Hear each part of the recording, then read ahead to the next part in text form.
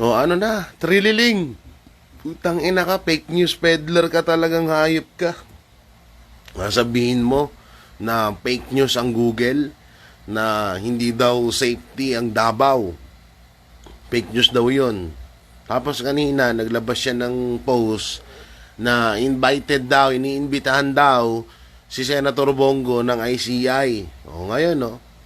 Sabi nga dito ni Boss Dada, fake news, king ina mo.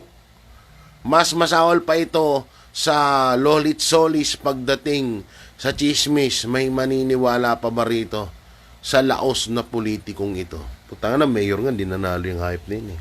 Di, pero ang kinaganda kay Trililing ha, siya ang may hawak ng ng mga vloggers ha. Ngayon ha, siya na yung kumukontrol ata sa mga vloggers. Ang galing.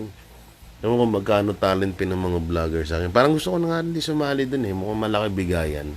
Kaso, ang tanong dito, saan kaya kumukuha ng pondo si Trillanes, no? Biruin mo, tumakbo ng mayor, namigay ng pera, natalo. Diba? Tapos, wala ka namang business na